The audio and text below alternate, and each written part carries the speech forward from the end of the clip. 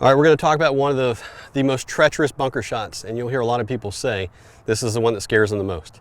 It's the buried lie.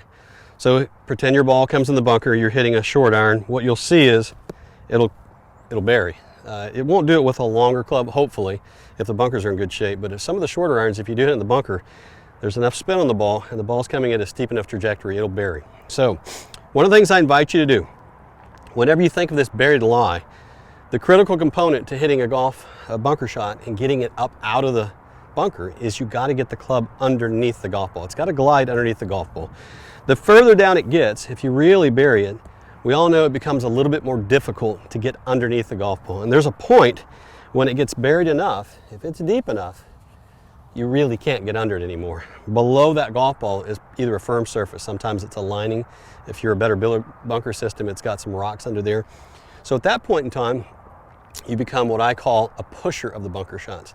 And what I mean by pushing of the bunker shots, you're not actually sliding the club under, you're actually like a bulldozer and you're pushing the sand, and the sand is pushing the golf ball out.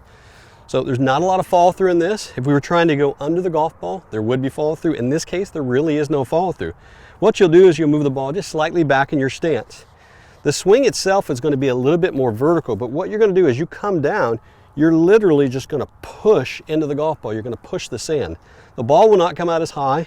There's not a lot of options whenever the ball is buried, so don't worry about the ball getting out and running. Our key here is just to get it out on the green. So what we're trying to do is get it out of the bunker. So the stroke's going to look something like this. Again, the ball's slightly back in your stance. You're going to get a little vertical. You won't see much of a follow through. You'll see more of a push. And when you push it, you'll see the ball come out, should come out, and it'll roll. If the pin's close, you're probably not going to be able to get it close. The goal here is to get it out. Two putt, if you can make a long putt, that would be great. But the critical component is to get the ball out of the bunker. And if you use this push technique, you can get some really bad lies and at least get the ball out of the bunker and have a chance for par.